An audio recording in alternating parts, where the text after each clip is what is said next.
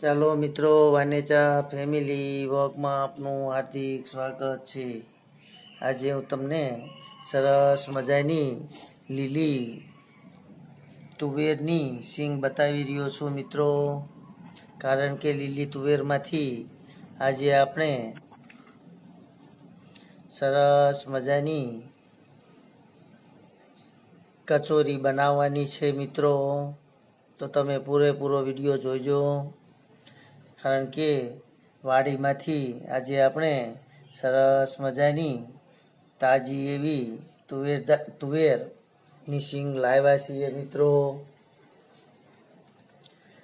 તો આ રીતે આપણે એને સરસ રીતે હવે તેના સૌપ્રથમ ફોલીને દાણા તૈયાર કરી લઈએ મિત્રો. તમે જોઈ રહ્યા છો એકદમ તાજી વાડીમાંથી ઉતારીને તૈયાર દાણા કરી રહ્યા છીએ હવે. તો ચાલો મિત્રો, આપણે એની આજે સરસ મજાની જે કચોરી બનાવવાની છે તે હું તમને બતાવીશ મિત્રો.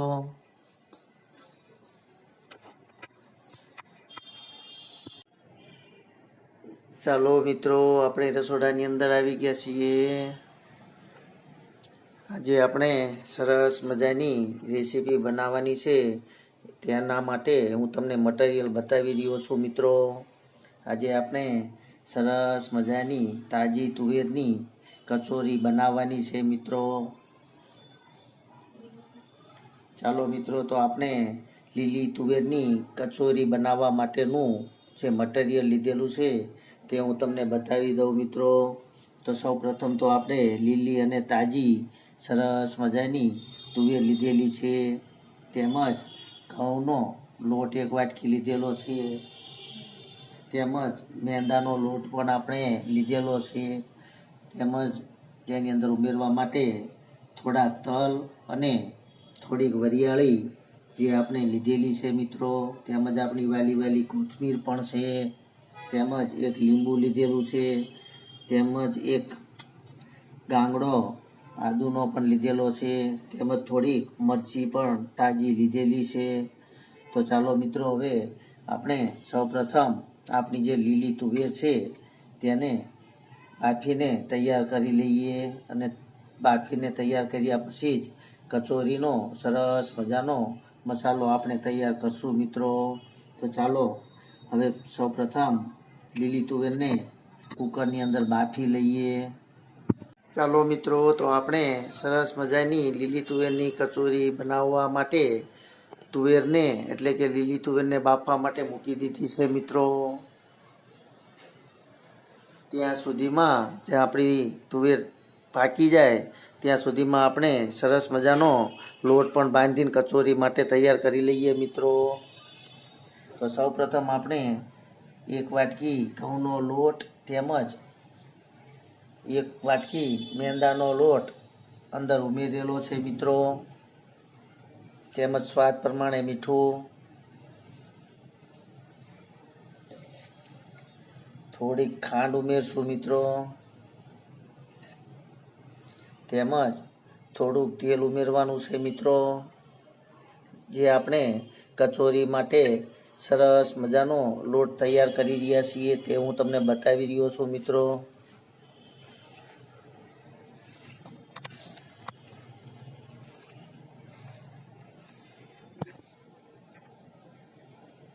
ચાલો મિત્રો, તો હવે અંદર થોડુંક પાણી નાખીને સરસ મજાનો લોટ બાંધીને તૈયાર કરી લઈએ.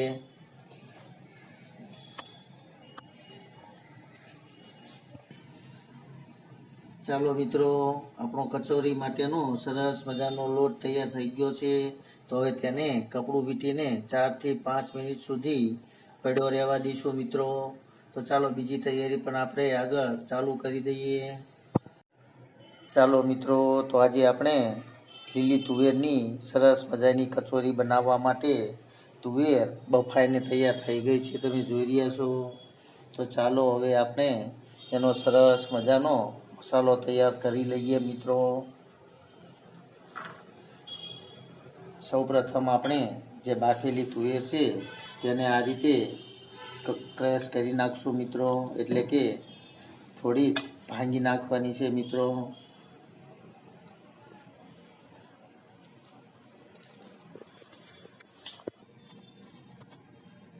ચાલો મિત્રો, આ રીતે આપણે તુવેરને સરસ રીતે ભાંગીને તૈયાર કરી લીધેલી છે. તેમાં સ્વાદ પ્રમાણે મીઠું ઉમેરવાનું છે.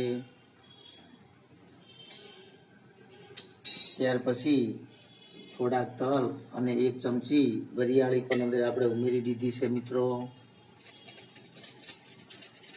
કારણ કે તેની અંદર વરિયાળીનો સ્વાદ ખૂબ જ સરસ આવતો હોય છે મિત્રો. તેમજ કચોરી માટેનો જે મસાલો છે, ગરમ મસાલો, તે અંદર ઉમેરી રહ્યા છીએ મિત્રો. તેમજ આપણી વાલી કોથમીર પણ અંદર ઉમેરવાની છે મિત્રો.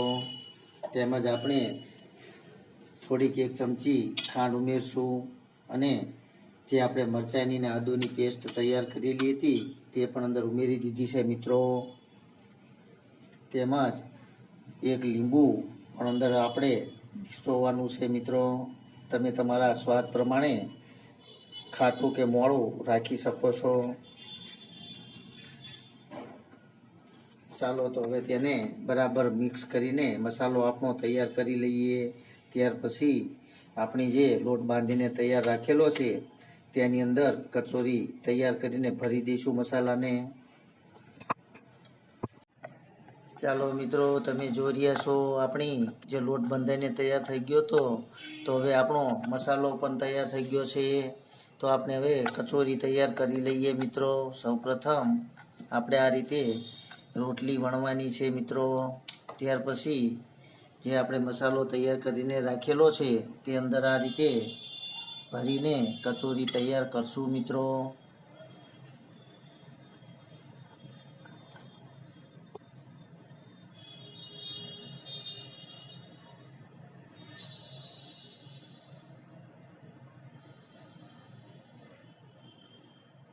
તમે જોઈ રહ્યા છો તો આ રીતે આપણે સરસ મજાની આપણી કચોરી તૈયાર કરવાની છે મિત્રો. આ રીતે આપણે બધી જ કચોરી તૈયાર કરી લઈશું. ત્યાર પછી આપણે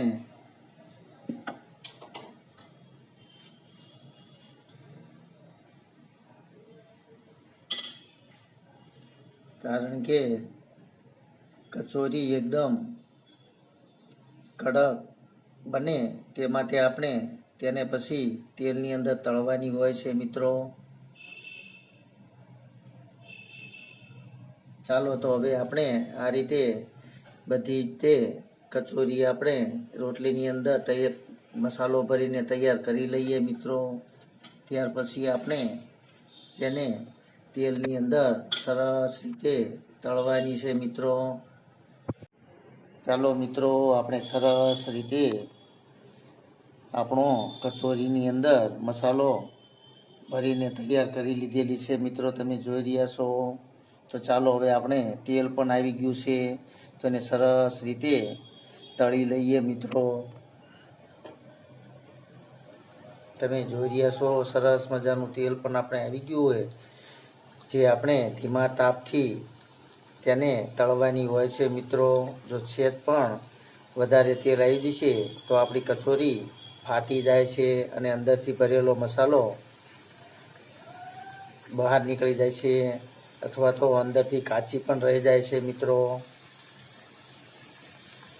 તો આ રીતે આપણે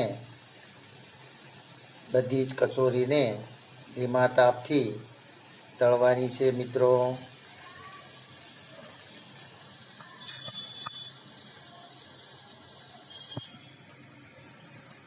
ચાલો મિત્રો, તમે જોઈ રહ્યા છો આ રીતે ધીમા તાપથી આપણી કચોરી તૈયાર થઈ રહી છે.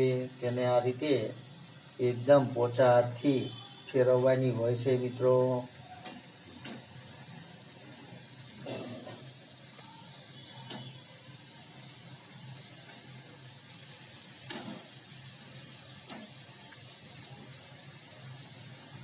તમે જોઈ રહ્યા છો સરસ મજાની આપણી કચોરી તૈયાર થઈ રહી છે મિત્રો. ચાલો મિત્રો, તો હવે આપણે આ રીતે બધી જ આપણી કચોરીને તળી લઈએ એટલે કે તૈયાર કરી લઈએ મિત્રો. ચાલો મિત્રો, તમે જોઈ રહ્યા છો સરસ મજાની ક્રિસ્પી એકદમ સરસ મજાની કચોરી આપણી તૈયાર થઈ ગઈ છે. તમે જોઈ રહ્યા છો, અવાજ પણ આવી રહ્યો છે. એવી કડક મજાની આપણી કચોરી હવે તૈયાર થઈ રહી છે મિત્રો. તો ચાલો હવે આપણે બધી જ કચોરી આ રીતે તૈયાર કરી લઈએ. તમે જોઈ રહ્યા છો, ખાવાની પણ ખૂબ જ મજા આવે તેવી સરસ મજાની ક્રિસ્પી એકદમ કડક ક્રિસ્પી તૈયાર થઈ ગઈ છે મિત્રો. તો ચાલો હવે આપણે ડીશ તૈયાર કરીને આજે ચટણી સાથે સર્વ કરવાની છે તે હું તમને બતાવીશ મિત્રો. તમે પૂરેપૂરી રેસીપી જોઈજો મિત્રો.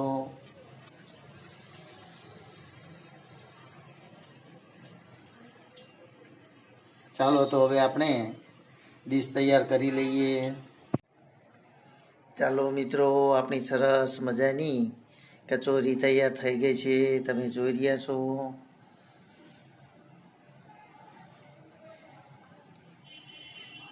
ચાલો તો હવે મિત્રો આપણે સર્વ કરી લઈએ, કારણ કે આપણી સરસ મજાની કડક કચોરી તૈયાર થઈ ગઈ છે. લીલી તુવેરની સરસ મજાની કચોરી આપણે તૈયાર કરી લીધેલી છે મિત્રો. તેમજ આપણે તેની સાથે સર્વ કરવા માટે ડાળિયા અને સિંગદાણા તેમજ આદુ તેમજ મરચી વગેરે અંદર ઉમેરીને સરસ મજાની ચટણી તૈયાર કરેલી છે. તે તેની સાથે સર્વ કરવાની છે. તેમજ તેની સાથે સર્વ કરવા માટે સરસ મજાનો જે આપણી પાસે સોસ છે તે પણ લીધેલો છે. તો તમે પણ શેની અંદર કચોરી ખાવ છો તે મને કોમેન્ટ દ્વારા જરૂરથી જણાવજો મિત્રો. તો ચાલો હવે આપણે કચોરી આ રીતે તમે જોઈ રહ્યા કેટલીક સરસ મજાની કડક એવી આપણી કચોરી તૈયાર થઈ ગઈ છે મિત્રો. ચાલો તો મારા સબસ્ક્રાઈબર ભાઈઓને અને બહેનોને જમાડી લઈશ પહેલાં. ચાલો મિત્રો, તો હવે આપણે જમી લઈએ, સર્વ કરી લઈએ, ખાઈ લઈએ, નાસ્તો કરી લઈએ. તો તમે જરૂરથી આવી રેસીપી બનાવજો, કારણ કે 10 મિનિટમાં બની જતી સરસ મજાની આપણી આ રેસીપી છે મિત્રો. તો જો તમને મારી આ રેસીપી પસંદ આવી હોય તો લાઈક કરજો, શેર કરજો અને સબસ્ક્રાઈબ કરજો, કે જેથી કરીને હું તમને આવી બીજી પણ રેસીપી બનાવીને તમારા સુધી પહોંચતી કરી શકું મિત્રો. ચાલો, જય માતાજી, જય યોગેશ્વર ભગવાન. ચાલો મિત્રો, તો હવે જમી લઈએ. ઠંડીનો સમય છે, ખાવાની ખૂબ જ મજા આવશે મિત્રો.